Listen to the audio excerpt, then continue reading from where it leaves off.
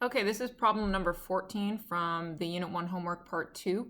So we have an object moving at a constant velocity of negative 10 meters per second when something happens at time t equals 0 to accelerate the object with a constant acceleration of 10 meters per second. So first thing I like to do with all problems like this is draw a picture. So here is my object. We'll just draw it as a circle. Don't know what it is. And it has a velocity of 10 meters per second in this direction. So that's at negative 10 meters per second. And that is occurring at time t equals 0. So I'm just going to put a line here to say that this is t equals 0. And this is my x naught position. And I'm going to call the positive direction this way, to the right. So I set up my reference frame, and then I know at t equals 0, my acceleration is actually in the positive direction at 10 meters per second. Okay, so my velocity, my v naught, is negative 10. My acceleration is 10 meters per second. Okay, in part A, we're supposed to express the displacement, x minus x naught, of the object as a function of time. So, okay, well, I have my big 4 kinematic equation. So this is part A.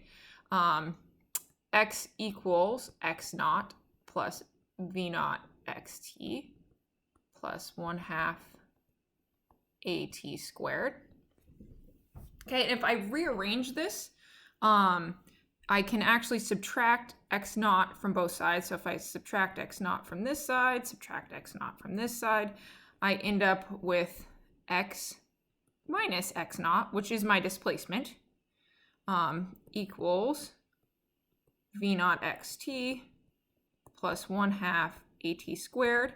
And I actually know v naught in the x direction is negative 10. So I'm going to plug in negative 10 meters per second for that. And I also know my acceleration is a positive 10. So I end up with x minus x naught equals negative 10t plus 1/2 of 10 is 5. So plus 5t squared. So that is actually my answer for part A. Okay. And in part B, we're given a specific displacement of 15 meters. So part B, okay, I'm going to change colors here. So part B, we're asked, okay, well, at what time, if it's initially traveling at negative 10 meters per second to the left or in the negative direction, at what time will it be at position x equals 15 meters. So we can think about this object. It's going this way initially, but it's going to slow down and then eventually start coming back this way because of its 10 meters per second acceleration. Okay, so we're asked, okay, what point is this, at what time is this displacement from its starting position going to be equal to 15 meters? Okay, well, that would mean x in my equation that I have come up with here, or I could start with this one again as well. It doesn't really matter which one I start with, but this one I've already plugged my numbers in, so that seems convenient. So my x would be 15 in this case, if I were to make my inventory of variables. X naught is 0, x equals 15, v naught x is negative 10 meters per second. This is meters and meters. My v, I don't really know. And my acceleration is a constant 10 meters per second squared. Oops, I apologize. I did not put a square right there in my 10 meters per second from part A. I apologize for that. And then I'm asked to find the time. So the time is what I'm trying to find. When my position, my displacement from the starting is 15 meters. So if I plug in, I have 15 minus 0 equals negative 10t plus 5t squared. Okay, well, 15 minus 0 is just 15 equals negative 10t plus 5t squared. Again, I'm trying to solve for t, and it asks me to do it 2 different ways. Okay, so the first way I'm supposed to solve this is by using the quadratic formula. I said we may have to use this in this class from your algebra days. And then the second way to solve this is by factoring. Okay, regardless of which way I choose, I'm going to have to set this equal to 0. So I'm going to have to subtract 15 from both sides. So I get 0 equals, and I'm going to rearrange this slightly, 5t squared, because this is how I'm used to seeing it, 5t squared minus 10t minus 15.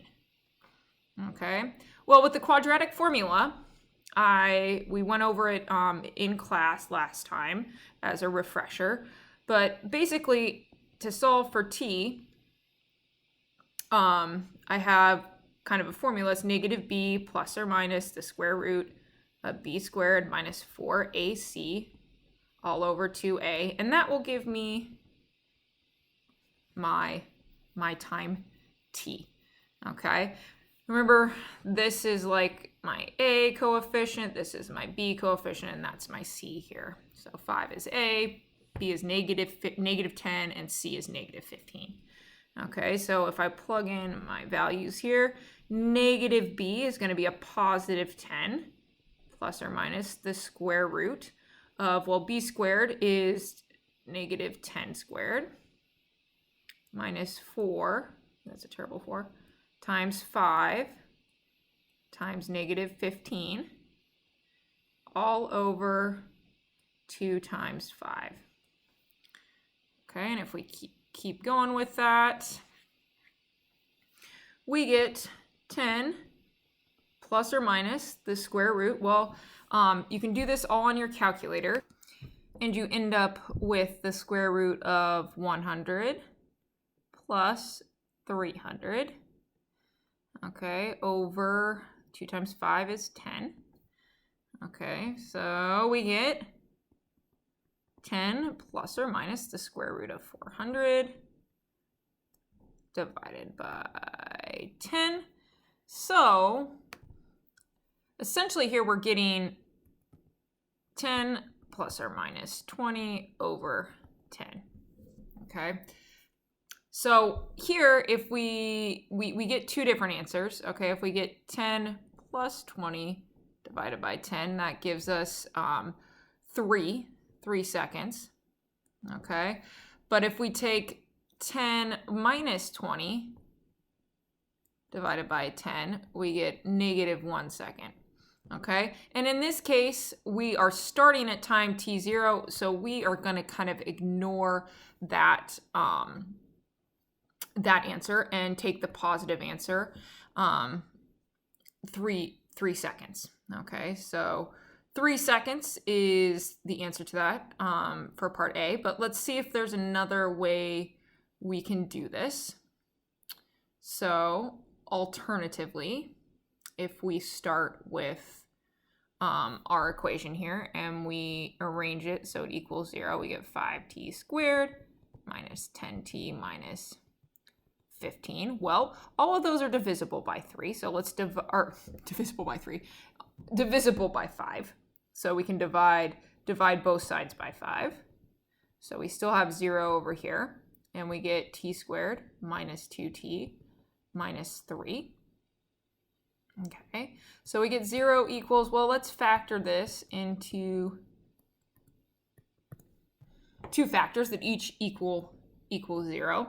So if we take t, well, we have a 3 here, so t minus 3, t plus 1, that will give us, when we add them together, minus 3 plus 1, that gives us negative 2, and negative 3 times positive 1 gives us a negative 3, and t times t is t squared, so that actually checks out.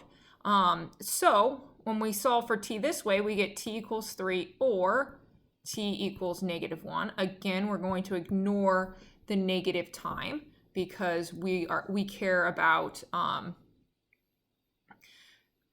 relative to its position at time t equals 0. So you can think about it, if this was traveling to the left, there was a time in the past, right? 1 second in the past, it passed this point traveling in this direction, but we don't care about that. We care about, we're setting time equal to 0, and we care about after this point. So that's why we choose the positive time in this case.